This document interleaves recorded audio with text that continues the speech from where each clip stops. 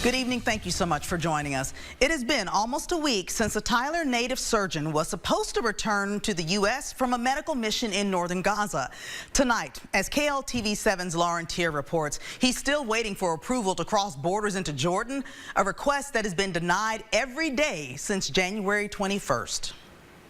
It's old school and barbaric, and none of this would be okay in the States, but it's a war zone and you do the best you can. Dr. Shehzad Batliwala, a UT Tyler alum and ophthalmologist based in Dallas, is helping treat patients in North Gaza as part of a humanitarian medical mission. There for the last 10 days of active warfare before the ceasefire, Dr. Batliwala continued to perform many life-saving procedures despite the danger to him and his team.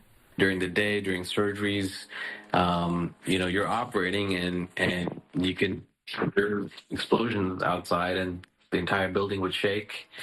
And I would look at my scrub technicians with fear and they would be like, yeah, it's normal. That was actually a small one. Electricity going out 4 to 5 times a surgery, many of them blinding cataract removals.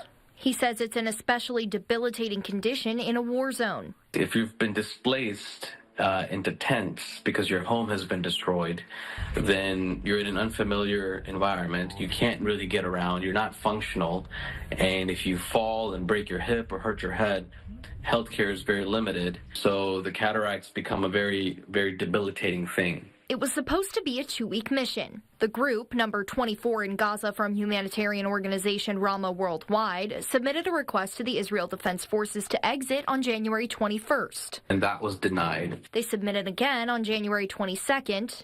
Denied again. The update that we have gotten is that apparently there was some sort of security incident at the checkpoint that we used to go from the north to the south. It's a process he says they assumed would be smooth after the ceasefire began Sunday the 19th.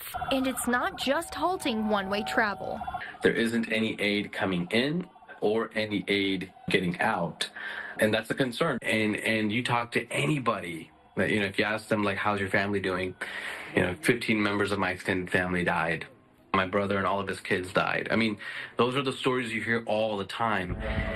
And yet, in the face of such significant adversity, they are the kindest people you'll ever meet. Lauren Tier, KLTV 7 News.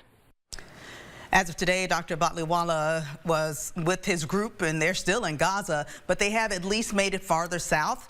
They have submitted their 7th request to exit, and they're still waiting for approval.